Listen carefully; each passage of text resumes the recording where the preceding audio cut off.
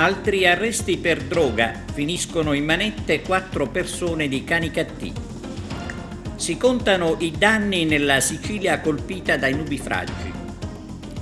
Torna l'appuntamento da sabato 9 a lunedì 11 ottobre.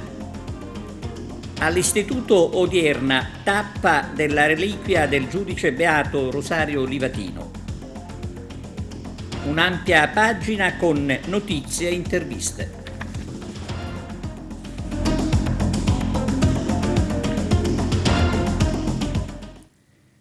Benvenuti a TVA Notizie. Contro lo spaccio di stupefacenti continua l'azione dei carabinieri del comando provinciale di Agrigento.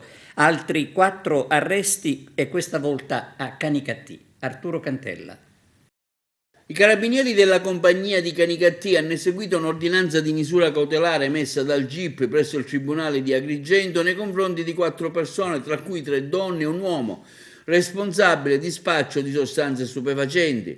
Il provvedimento giunge per il perfezionamento di un'indagine con la quale il NOR della compagnia di Canicattì ha documentato come gli indagati appartenenti a 2 diversi nuclei familiari residenti in Viale della Vittoria, nella stessa palazzina ma in 2 diverse case popolari, organizzavano e gestivano anche in competizione tra loro una fiorente piazza di spaccio di sostanze stupefacenti di tipo diverso, eroina, cocaina, marijuana, colonizzando anche quella parte di centro di Canicattì, il Viale della Vittoria, che è la prosecuzione del salotto della città, che confina anche con la villa comunale, rapidamente degradata a causa del frenetico traffico di droga che giornalmente richiama tossicodipendenti anche dai paesi vicini. È diventato uno scenario dell'illecito. È in pieno lockdown, un appartenente al clan pensò perfino di stabilirvi proprio sotto casa una grossa rivendita abusiva di mascherine e generi sanitari per la pandemia del Covid-19. I militari nel corso dell'investigazione hanno operato 2 arresti in flagranza, monitorato innumerevoli episodi di cessione di stupefacenti e segnalato alle competenti autorità 16 assuntori identificati subito dopo l'acquisto della droga e sequestrati diverse decine di grammi di eroina e cocaina. La penetrazione investigativa ha consentito di annotare e riferire alla Procura della Repubblica di Agrigento lo spregiudicatus modus operandi degli indagati, registrati mentre dichiaravano di intendere come lavoro lo spaccio degli stupefacenti e colti nell'impiego dei figli minori come veicolo per trasporto della droga. I carabinieri nel corso dell'indagine hanno arrestato anche una delle indagate in possesso di 7 dosi di cocaina nascoste nel proprio abbigliamento intimo, mentre altre dosi della medesima sostanza erano state occultate sulla persona della figlia undicenne, quindi minorenne. L'operazione è stata conclusa con la rimozione eseguita in collaborazione con i vigili del fuoco del distaccamento di Canicattì di ben 8 telecamere posizionate degli indagati sui lati della palazzina disposte a protezione dell'arrivo delle forze della polizia. I carabinieri di Canicattì durante l'esecuzione della misura cautelare hanno cinto d'assedio la palazzina dello spaccio interamente perquisita, utilizzando anche l'aiuto di 2 unità cinofili del nucleo di Palermo. È stato il fiuto del cane Lego a permettere di rinvenire e sequestrare anche alcune dosi di marijuana confezionate e pronte per essere rivendute. Quella disarticolata dai carabinieri della compagnia di Canicattì è la palazzina dello spaccio in Viale della Vittoria. Abbiamo eseguito un'ordinanza emessa dal GIP presso il Tribunale di Agrigento consistente in 4 misure cautelari nei confronti di persone appartenenti a 2 diversi nuclei familiari residenti in case popolari in Via della Vittoria che molto rapidamente avevano istituito e gestito una fiorente piazza di spaccio, con sostanze stupefacenti di diverso tipo che anche per i prezzi modici aveva attirato tossicodipendenti purtroppo anche dai paesi limitrofi. Sono innumerevoli gli episodi di cessione di sostanze stupefacenti registrate dai carabinieri durante l'indagine. Purtroppo abbiamo annotato la spregiudicatezza di questi indagati che consideravano lo spaccio degli stupefacenti come il loro lavoro, lo dicevano apertamente. E poi purtroppo non si facevano remore nell'impiegare i figli minori come veicolo per il trasporto degli stupefacenti. un episodio grave, quello che i carabinieri hanno registrato allorquando hanno arrestato in flagranza una mamma, una delle indagate, che aveva addosso nascoste 7 dosi di cocaina e purtroppo altre 2 dosi di cocaina erano nascoste addosso alla figlia undicenne. L'attività di questa piazza di spaccio possiamo definirla ormai esaurita. Durante l'esecuzione della misura abbiamo rimosso le telecamere che questi soggetti avevano abusivamente piazzato intorno alla loro abitazione per proteggerla dall'arrivo improvviso delle forze di polizia. Il controllo sul territorio è continuo, il viavai dei tossicodipendenti appare ormai cessato. Tuttavia l'operazione Vittoria per ristabilire le condizioni di legalità in quella strada non è conclusa. Si contano i danni del maltempo che ha colpito anche la provincia di Agrigento. In particolare è stata Sciacca e la Valle del Belice ad avvertire i maggiori disagi a causa della forte pioggia che ha riversato ammassi di fango sulla strada. Nel capoluogo per fortuna si è registrato soltanto qualche allagamento, d'altronde si sa che ad Agrigento bastano poche gocce per allagare la città.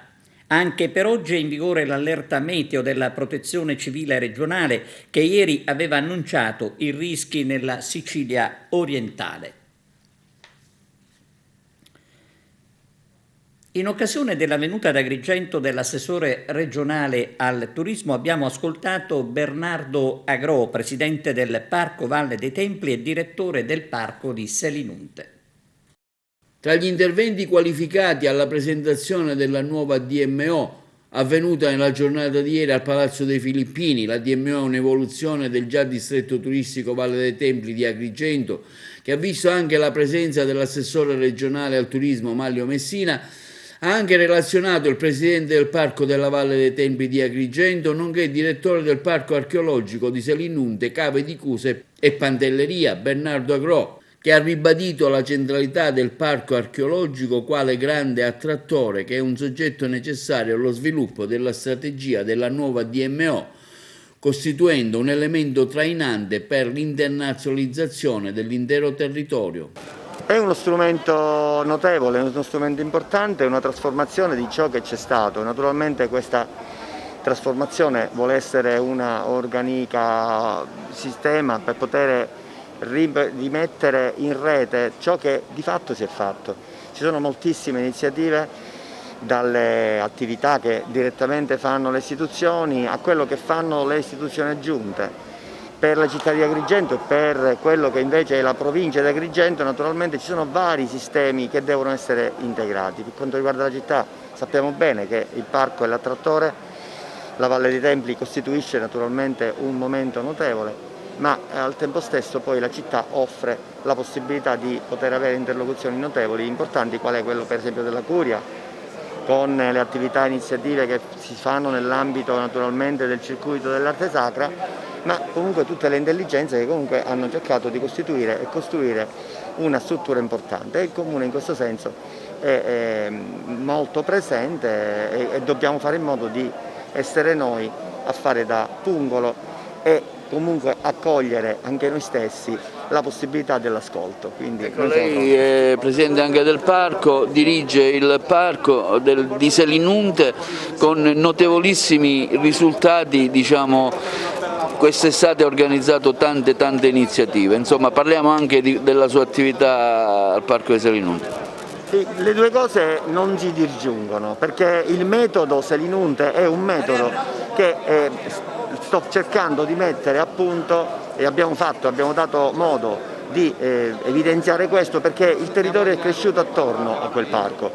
Il Parco di Selinunte non è solo Selinunte, non è il territorio di Selinunte perché si costituisce attraverso la nuova legge istitutiva con altri luoghi quali il Museo del Satiro, quindi e va oltre perché ci sono tanti altri siti che ne fanno parte, quale appunto le Cave di Cusa, così come il Museo di Partanna, e dunque diventa territoriale. Allora tutto ciò che prima era entro un recinto, così come anche Agrigento era entro un recinto, va oltre il recinto, è un progetto importante che abbiamo portato in rete e Stellinunte ha destato questo interesse. Pertanto ciò che avete visto, ciò che avete sentito, ciò che avete valutato sono dei sistemi che noi stiamo studiando anche per noi, perché di fatto fanno già rete. Ecco, effettivamente questo DMO potrà portare qualcosa di positivo, non solo a livello pubblico, ma in particolare per le aziende private? È fatto per le aziende private, naturalmente è uno strumento che diventerà naturalmente quello che è il sistema che già esiste, perché esistono già gli strumenti attuativi del partenariato pubblico-privato. I privati naturalmente devono comunque convincersi che anche loro devono ragionare in termini di unione di forze e non certamente di attesa e soltanto di accoglienza.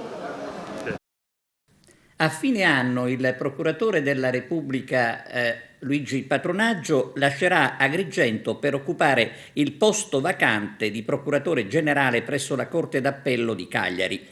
Adesso si attende la pubblicazione del bando per la nomina del sostituto di Patronaggio. La procura nel frattempo verrà retta dal procuratore aggiunto Vella. Da sabato 9 a lunedì 11 si terrà la settima edizione di Sicilia in Bolle. Vediamo.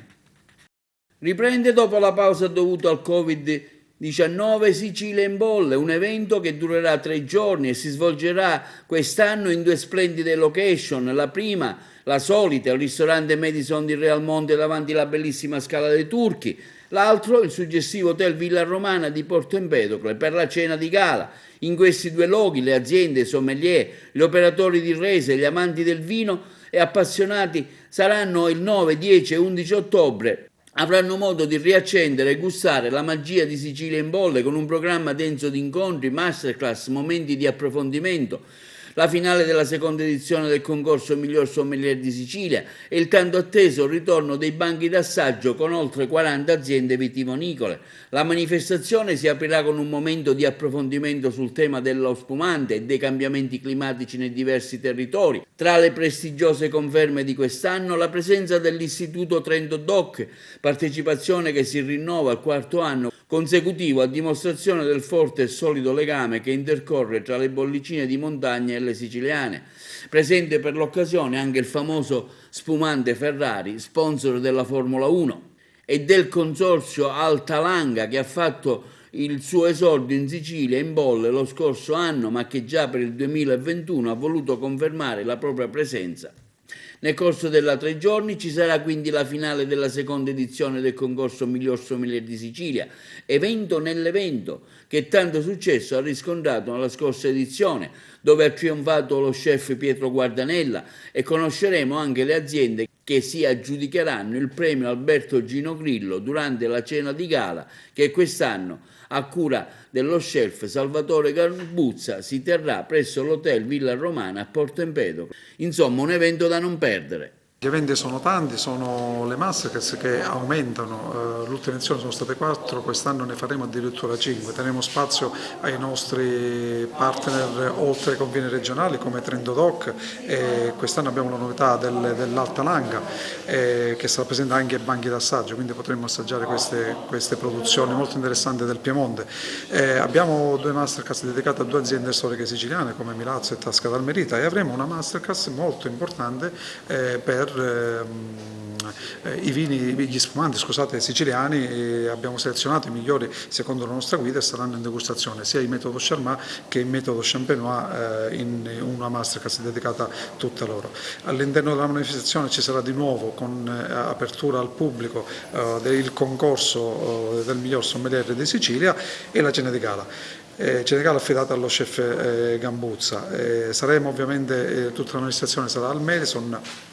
Abbiamo già diversi prenotati, ci avviciniamo già a qualche sold out nei vari appuntamenti, e la manifestazione che per noi è quella della ripartenza come eventi AIS almeno nella nostra regione. Speriamo bene, le aspettative sono tante dai produttori, dagli appassionati e soprattutto anche da parte nostra. Un evento ormai storico, perché è un evento che ha raggiunto la 7ª edizione, che diventa ancora più importante perché viene realizzato dopo un periodo veramente difficile, anche se noi anche nell'anno della pandemia abbiamo cercato di mantenere in piedi l'appuntamento.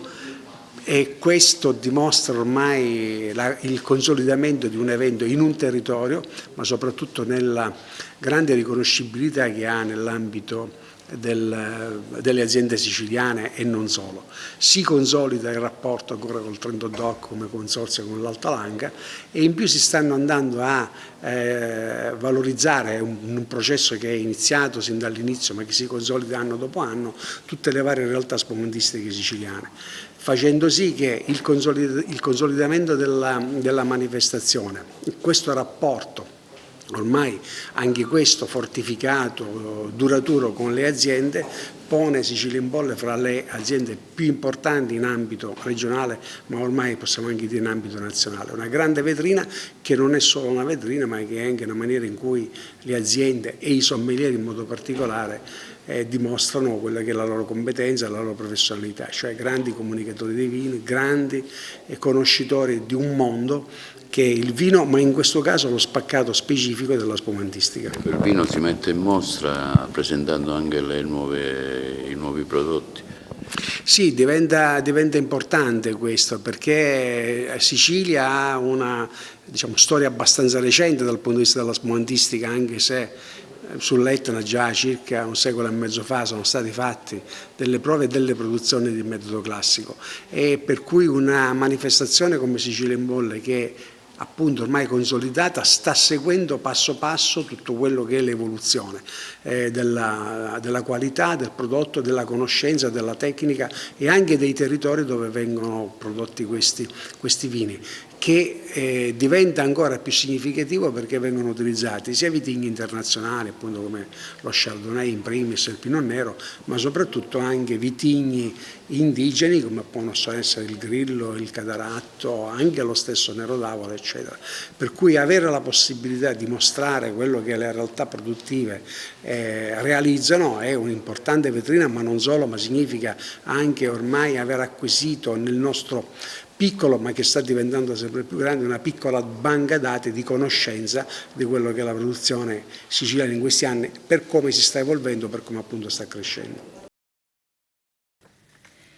Discussi i problemi che interessano la polizia penitenziaria in Sicilia. Riunione alla presenza del segretario generale del SINAP Roberto Santini. Il servizio di Arturo Cantella. Il quartier generale del SINAP, il sindacato della polizia penitenziaria, ha incontrato il personale di tutta la regione alla presenza del segretario generale Santini. Durante gli interventi molti sono stati i punti trattati in un anno così difficile dovuto anche alla pandemia del Covid-19. L'anno è stato particolare sia per quanto riguarda la situazione della pandemia, quindi questo Covid ci ha visto veramente messi con le spalle al muro, perché comunque noi ospitiamo persone che vengono dalla strada con una percentuale altissima, anzi siamo stati bravi, il corpo della polizia tutto, in modo che è riuscito a gestire. Il problema serio che noi abbiamo vissuto come polizia penitenziaria dalle Alpi alla Sicilia sono le aggressioni, la malgestione degli istituti penitenziari, una malgestione dettata già dall'amministrazione penitenziaria, dallo stesso dipartimento che non dà direttive. Noi non abbiamo più direttive come gestire i detenuti. Faccio un esempio stupido, che non è stupido. Il 15 dicembre va in porto il famoso Green Pass, quindi il poliziotto penitenziario per svolgere il servizio deve avere il Green Pass, altrimenti viene sospeso dal servizio e sospeso dalle indennità, quindi non prende lo stipendio. Bene, io faccio una domanda, ma nei colloqui i parenti dei detenuti quando vengono all'interno dell'istituto hanno o non hanno il Green Pass? Potrebbero essere quegli untori che portano all'interno dell'istituto il cosiddetto Covid, che oggi è veramente è la peste del momento, no? Perché non la regoliamo anche una cosa del genere? Perché un'amministrazione così assente ha dato delle regole dove i nostri colleghi, i nostri poliziotti che non hanno il vaccino per mille motivi, anche perché democraticamente anche il motivo personale non può entrare in mensa, mangia fuori come un cagnolino in mezzo alla strada. Siamo fortunati forse in Sicilia, ma io vorrei vedere Trento, Trieste, Verona, quei paesi dove comunque già inizia l'inverno, l'autunno forte. Il collega dove mangia? Cioè l'amministrazione dove sta? L'amministrazione è letteralmente assente, quindi sì, è stato un periodo duro, è un periodo duro, perché ancora non è finita il periodo dell'epidemia, ma non è finita il rapporto con l'amministrazione assente che non c'è, un capo del dipartimento che non esiste, un capo del dipartimento... Le proposte del sindacato, ecco, guarda, per un futuro migliore, più che le proposte, noi siamo arrivati a un punto che dobbiamo più mettere toppe, quindi andare a riparare quelle che sono le pecche della nostra amministrazione. Non riusciamo, se l'amministrazione è assente, se un'amministrazione non è propositiva, di riflesso l'organizzazione sindacale si dedica più alla difesa del poliziotto che alla proposta, purtroppo, perché io devo difendere quello che succede giornalmente all'interno degli istituti, non riesco a fare una proposta su un muro di gomma, un'amministrazione assente, un'amministrazione che non esiste, ma lo vediamo nella realtà siciliana, cioè è la stessa cosa. Non è che è meglio, anzi forse pure peggio, perché abbiamo un dirigente generale che non ascolta le organizzazioni sindacali o forse non è nemmeno capace di avere rapporti con le organizzazioni sindacali e special modo con l'organizzazione Sinap, che è la prima organizzazione più rappresentativa in questa regione, la seconda organizzazione a livello nazionale più rappresentativa. Il problema è questo, il problema è che non c'è il vertice. Quando un padre di famiglia non riesce a dare direttive, è chiaro che tutti i figli, c'è quello fortunatamente che cresce bene, ma c'è quello che cresce male. Noi abbiamo bisogno di comandanti che so fare guida, ma non perché io ce l'ho col comandante, perché il comandante deve essere formato da un'amministrazione che non forma i suoi uomini, un'amministrazione che non tiene, un'amministrazione matrigna, che non tiene il suo personale. E questo, quindi noi di proposte ne abbiamo tanto. La custodia va cambiata, sicuramente la custodia è cambiata e va sicuramente migliorata. Ma tu amministrazione centrale hai l'obbligo e la responsabilità di cambiare. Quindi che dire, che futuro si può prospettare per questo personale? Ecco, perché ci sembra che è stato abbandonato a se stesso. No, ecco, è abbandonato a se stesso con l'amministrazione. Input, ma se parliamo di futuro, io sinceramente lo vedo brutto questo futuro. Perché? Perché se non ci sono delle regole, se io non so come gestire il poliziotto in questo momento, all'interno di un istituto penitenziario che non è un collegio, ma una galera, dove è un luogo di pena, dove la gente va perché ha fatto un reato, entriamo in quest'ottica. C'è la telecamera che non fa la videosorveglianza, ma fa la sorveglianza al poliziotto penitenziario. Non abbiamo la possibilità di un attimo, perché non possiamo aprire un cancello per 1000 motivi, che veniamo denunciati per tortura. Cioè non facciamo un cambio cella, poi per chi è del mestiere capisce quello che voglio dire, no? Non facciamo un cambio cella perché dobbiamo stare attenti al cambio cella, perché sennò veniamo denunciati. Ma come fa il poliziotto penitenziario a svolgere il suo lavoro tranquillamente? Qual è il futuro? Non lo so. Il futuro che noi ci auguriamo che questi vertici, tutti, capo del dipartimento, vice capo del dipartimento, direttore generale, provveditori, devono andare via. Hanno fatto il loro tempo, c'è un'evoluzione, c'è un cambiamento, ma il cambiamento non parte dalla base del poliziotto, parte da loro.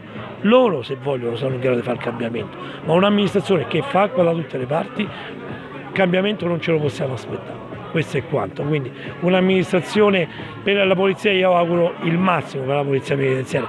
Guardate che il poliziotto penitenziario secondo me è un eroe, noi lavoriamo dentro le sezioni 80-100 detenuti che in mezzo alla strada per prendere un arrestato vanno in 5, in 10, noi da soli, massimo siamo in 2, con quelle persone che stanno dalla mattina alla sera libere, una persona che tu comunque c'ha l'indole di fare reati, ok?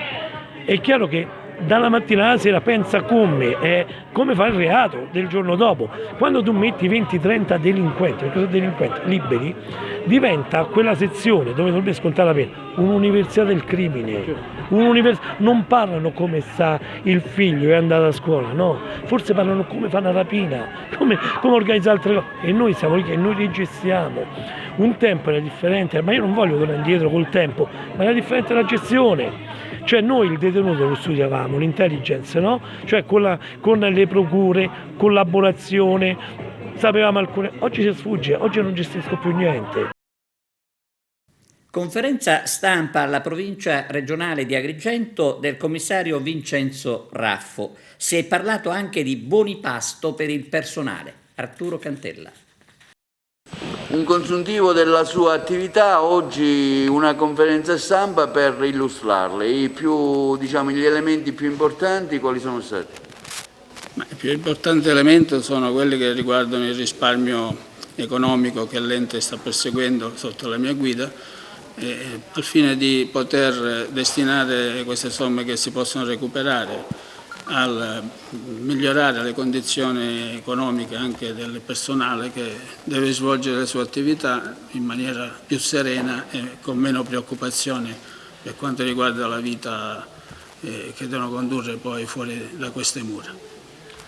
Quando è quantificato il risparmio? Il risparmio che abbiamo quantificato è oltre i 100.000 euro con una sola operazione, che è quella che riguarda la sostituzione del segretario che c'era prima, che è stata ottenuta attraverso una riduzione dei compensi per quanto riguarda gli incarichi, perché non è stata riconosciuta l'indennità come direttore generale, in quanto io non ho ritenuto di dare questa carica, perché già il segretario generale sostanzialmente svolge le stesse funzioni e già solo questa operazione ci ha consentito di risparmiare 50.000 euro all'anno. I buoni pasto?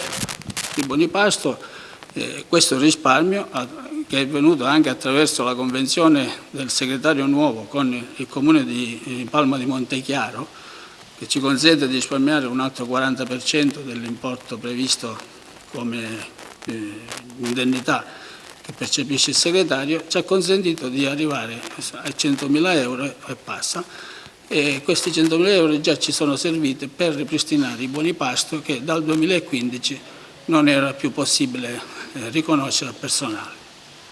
Per l'anno prossimo abbiamo fatto altri sacrifici per prevedere la somma necessaria per assicurare i buoni pasto per tutto l'anno a tutto il personale.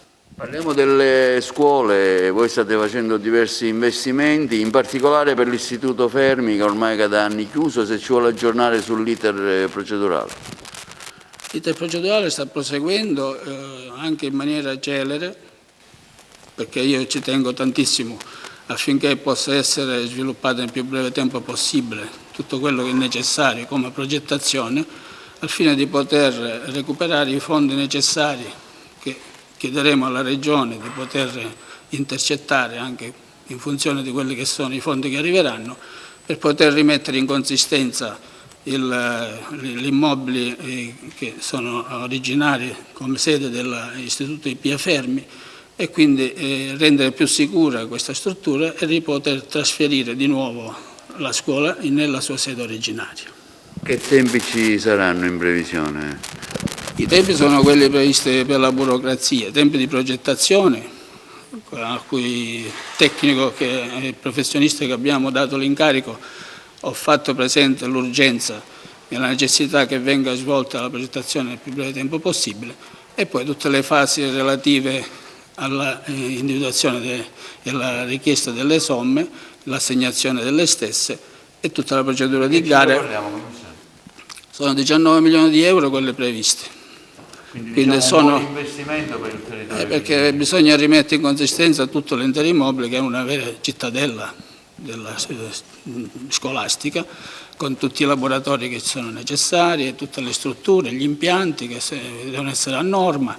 Quindi capite benissimo che le disposizioni di legge devono essere rispettate, e quindi questo porterà a tutta una serie di tempi che saranno necessari sia per lo sviluppo delle procedure di gara e sia per poi eseguire i lavori.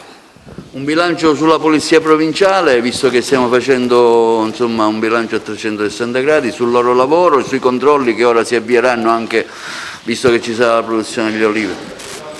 La Polizia Provinciale sta svolgendo la sua attività con quei pochi uomini che sono rimasti, perché anche lì siamo ridotti proprio ai minimi termini.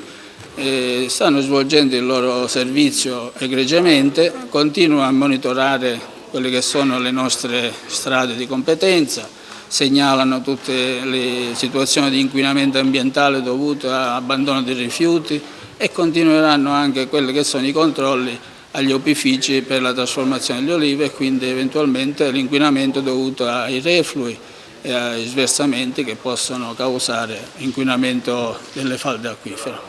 In questi giorni nel nostro quartiere sono stati riscontrati numerosi danni alla rete idrica. Lo sostiene il comitato di quartiere Fontanelle Insieme, che ha ricevuto decine di segnalazioni da parte dei cittadini e malgrado le segnalazioni all'AICA, l'acqua continua a perdersi per strada. Il comitato di Fontanelle ha quindi scritto una nota ufficiale all'AICA informando per conoscenza la Procura della Repubblica e il Comune. E a proposito di acqua, rimane un mistero l'inquinamento del quale era stata data notizia dal Comune nelle scorse settimane, che riguardava proprio Fontanelle. Molta gente, non sapendo come comportarsi, preferisce usare l'acqua minerale, un assurdo che continua purtroppo.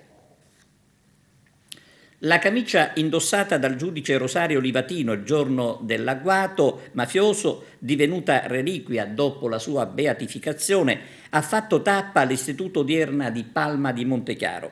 Un'esperienza unica quella vissuta per l'occasione dagli alunni della scuola. Adriana Licausi. Il reliquiario, dove è contenuta la camicia indossata dal giudice Rosario Livatino il giorno in cui venne ucciso dalla mafia, il 21 settembre 1990, accolto dalla città di Palma di Montechiaro.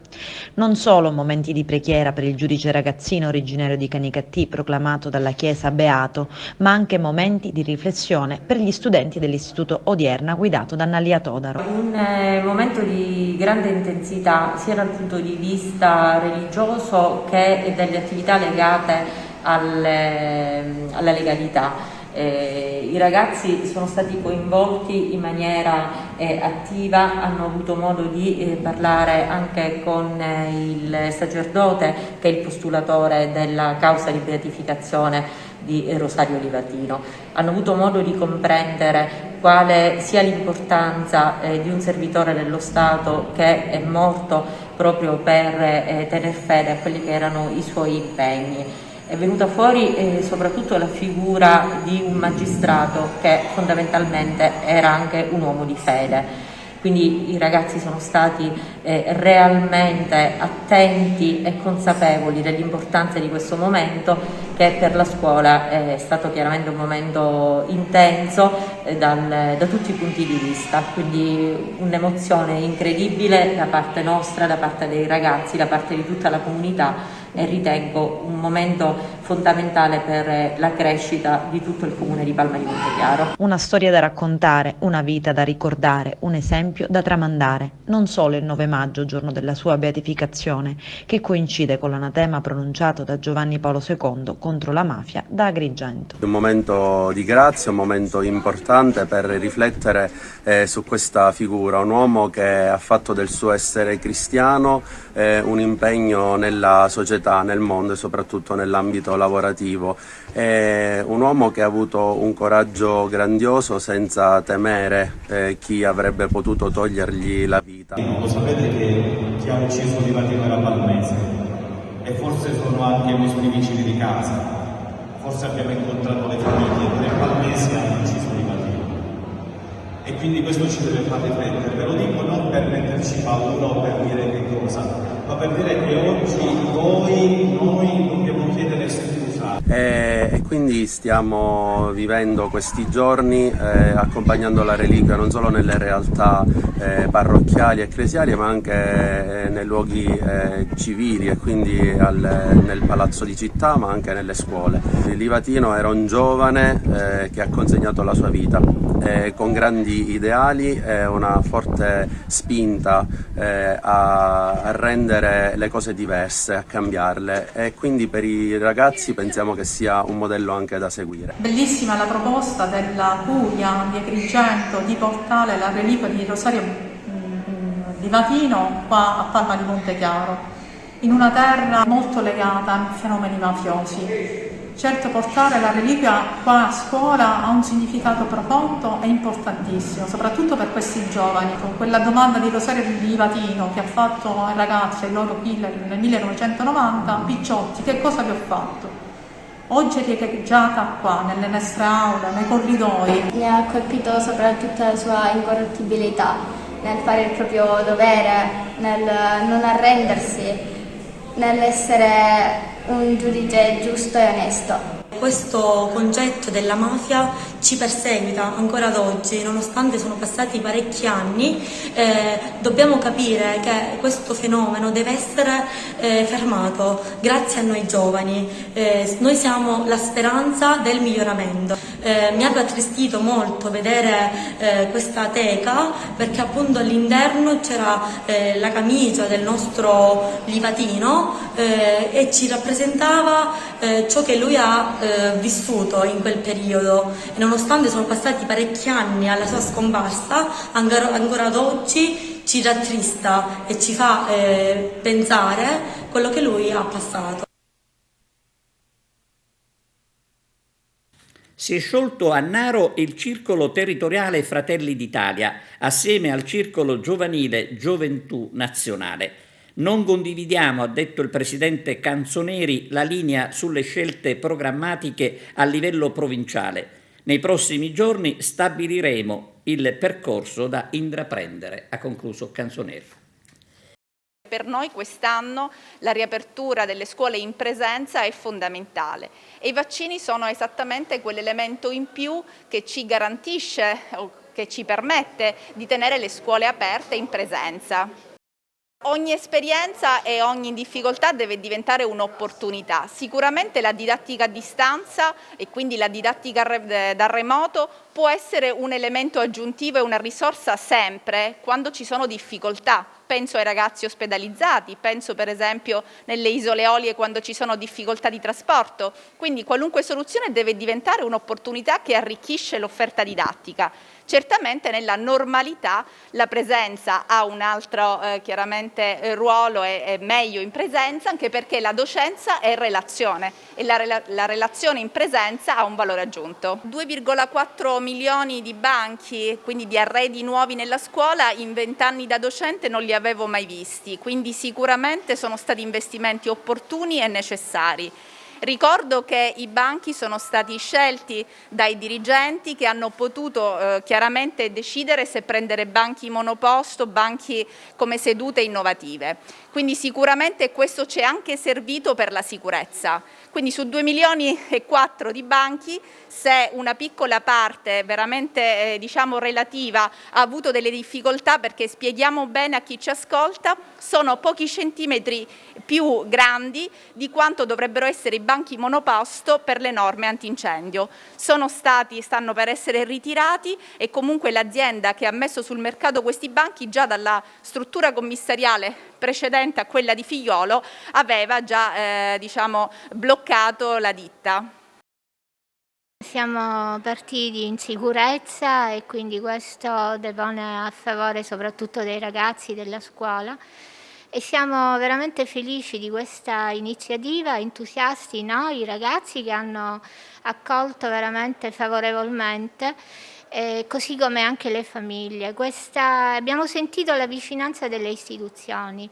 Ecco, questo è molto importante perché lavorare in sinergia, lavorare in rete permette veramente di attenzionare quelle che sono le necessità dei ragazzi. Fortunatamente da noi abbiamo una bassissima percentuale di personale non vaccinato e quindi il Green Pass ha funzionato sin dal primo momento, non ci sono stati assolutamente problemi e dunque l'anno scolastico è partito normalmente. Pausa per la pubblicità, linea alla regia. 35 anni fa l'uccisione a Palermo del piccolo Claudio Domino, un delitto impunito. Ricorre quest'anno il 35esimo anniversario dell'omicidio di Claudio Domino, il bambino di appena 11 anni che fu ucciso a Palermo da un killer mafioso la sera del 7 ottobre 1986. L'articolato programma delle manifestazioni prende il via Giusto domani, giovedì 7, alle ore 9, nella strada che oggi porta il suo nome, via Claudio Domino, sita nel quartiere di San Lorenzo, davanti alla lapide che ricorda la sua morte e la presenza delle principali autorità e di alcune scolaresche.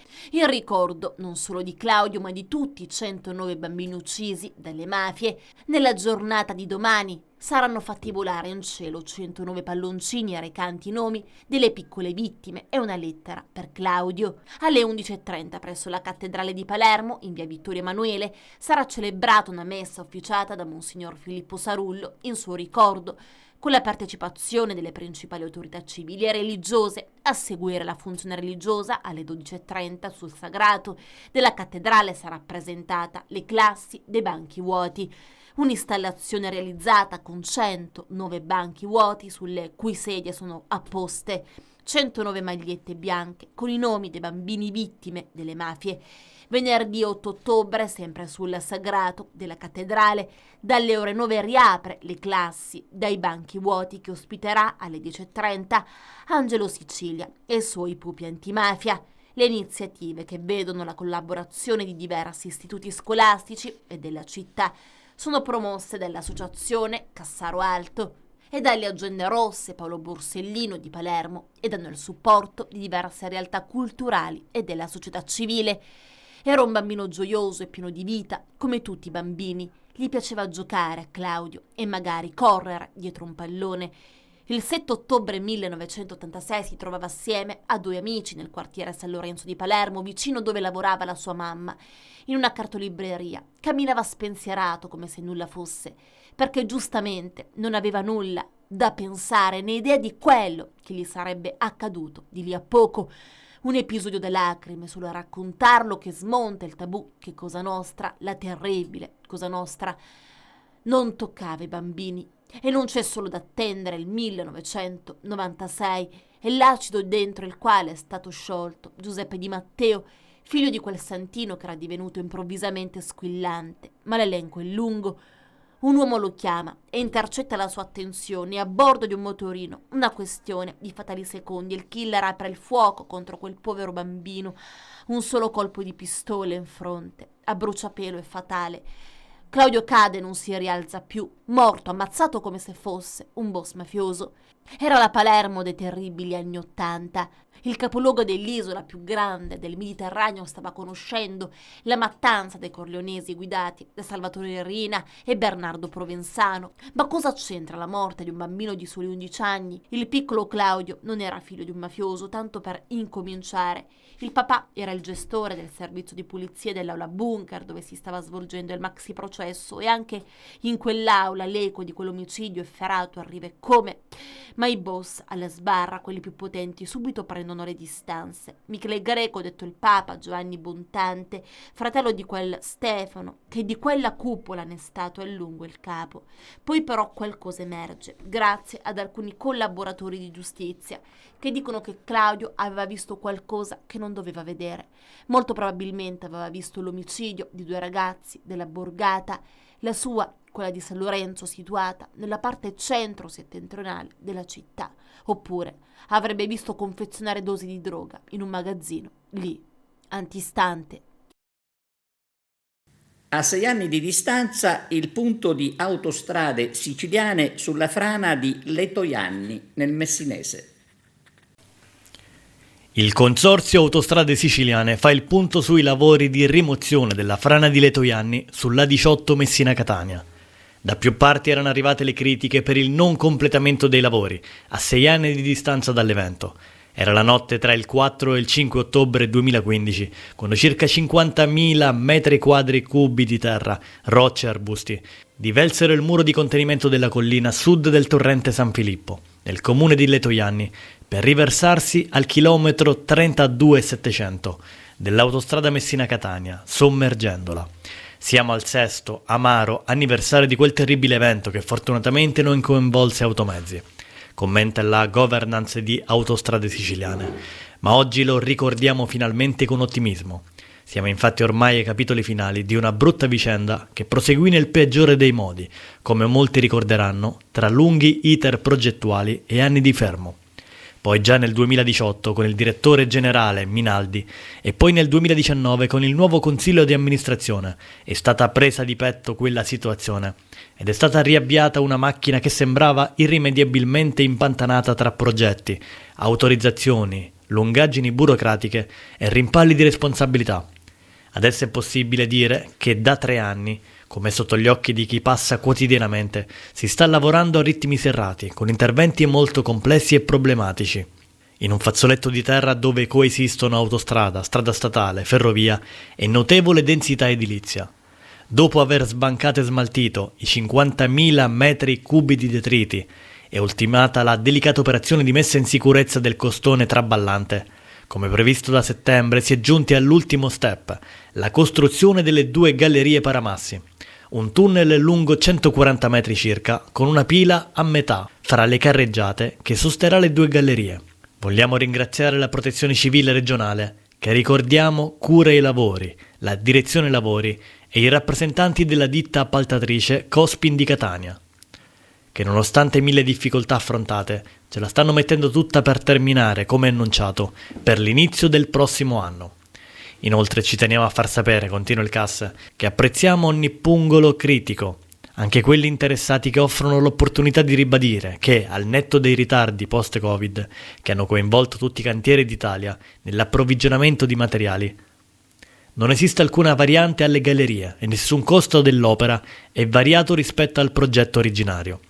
E ancora che non sussiste alcuna emergenza per questo cantiere, che è invece preso a modello esemplare in perfetta sicurezza e dove il numero dei lavoratori, in un'ottica di efficienza ed economia, viene di volta in volta incrementato e decrementato in funzione delle operazioni in atto. Vi proponiamo adesso il commento del sociologo Francesco Pira sul blocco delle app, tra cui WhatsApp e Facebook.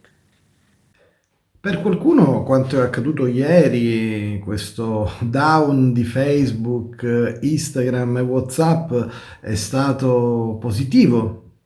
Qualcuno ha spento addirittura il telefono e si è riposato, per qualcun altro invece c'è stata addirittura una crisi di panico per tantissime ore, soprattutto nel pomeriggio e di sera tardi, quando si trasmette il maggior numero di messaggi. Invece tutto è stato oscurato. Naturalmente Facebook sta cercando, dopo aver chiesto scusa a Zuckerberg e ai suoi collaboratori, di capire che cosa effettivamente è successo. Pare che sia stato un errore materiale interno, ma la reazione a questo, che è stato dal 2008 il più lungo down delle piattaforme di Zuckerberg, sicuramente ha registrato opinioni diverse e anche reazioni diverse. È chiaro che sarà molto interessante capire questo digiuno da social network e in particolare dalla messaggeria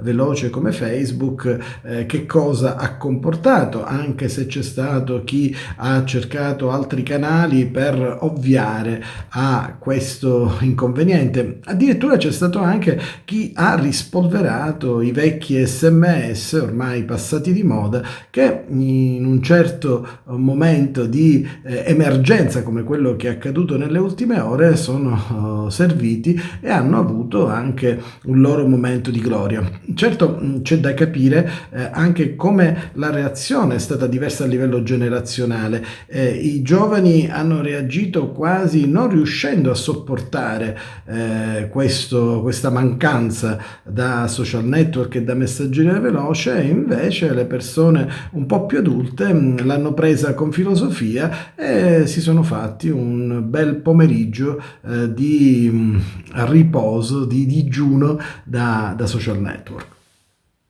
Siamo giunti alla pagina sportiva. Carmelo Lentini ci parla di Akragas e di pallavolo femminile. È ripresa sotto la pioggia martedì scorso la preparazione dell'Akragas in vista dello scontro casalingo contro il Mazara. Il tecnico Giuseppe Anastasi ha preferito fare svolgere la prima parte della seduta sulle mattonelle dell'oratorio Don Guanella, per poi continuare sul rettangolo di gioco del vicino Esseneto. Con il gruppo si sono allenati 2 volti nuovi che in passato hanno indossato la maglia biancazzurra. Si tratta di un difensore e di un centrocampista che molto probabilmente firmerà nel loro impegno stagionale con la compagine dei Templi.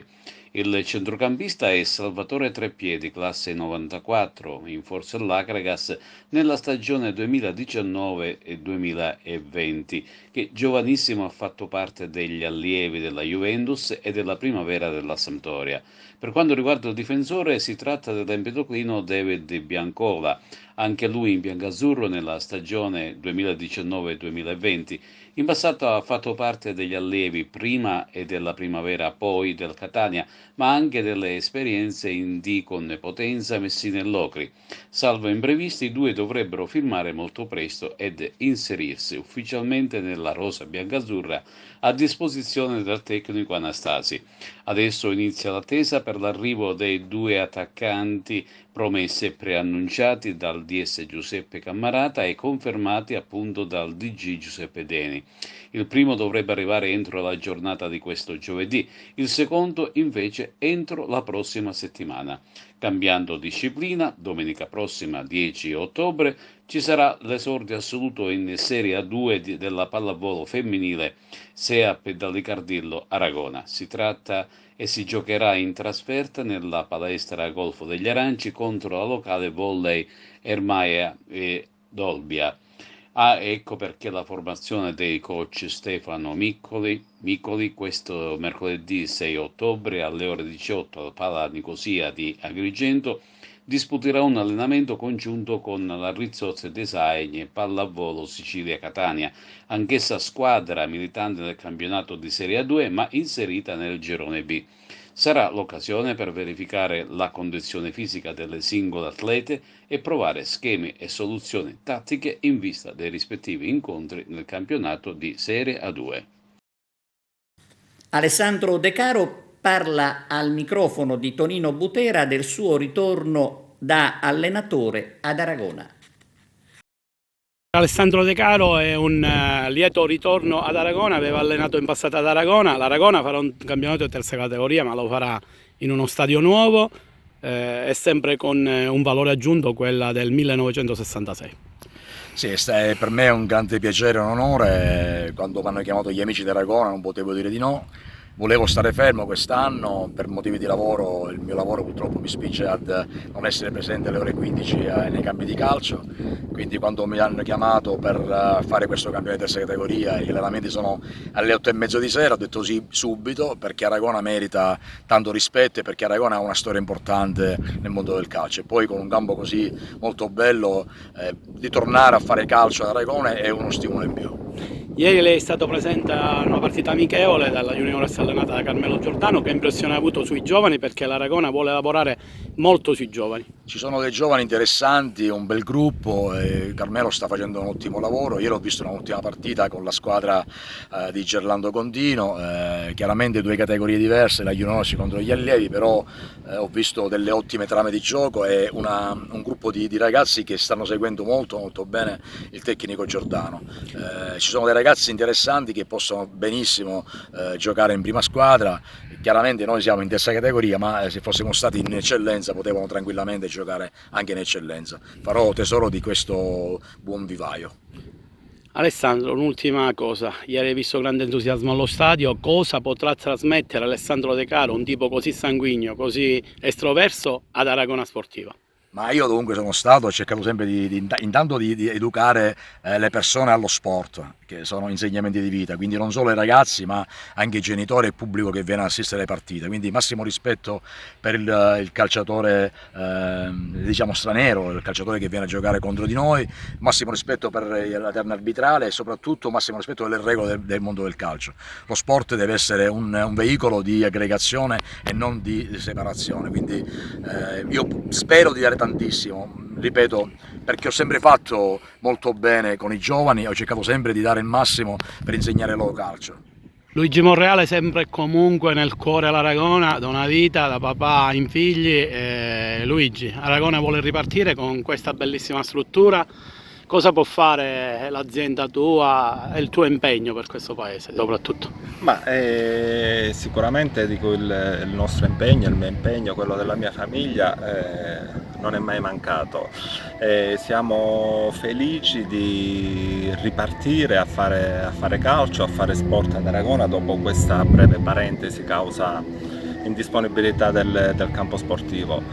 Non vediamo l'ora di ricominciare, c'è tanto entusiasmo, sono certo che insieme a tutti gli amici che ci accompagneranno in questa avventura riusciremo a fare delle belle cose. Primo turno infrasettimanale per la quarta giornata di Serie D, in cui è impegnato il Licata e le altre importanti squadre siciliane. Vediamo intanto i gol relativi alla terza giornata. Al via oggi il primo turno infrasettimanale della Serie D Girone I, che vede impegnata la squadra agrigentina del Licata Calcio e tante squadre siciliane di buon livello come il Trapani, il Messina, la Cireale, la San Cataldese, Troina. Il girone è giunto alla sua quarta giornata. Il Licata giocherà con la squadra del San Luca. Intanto vi proponiamo una goal collection della scorsa giornata, la terza.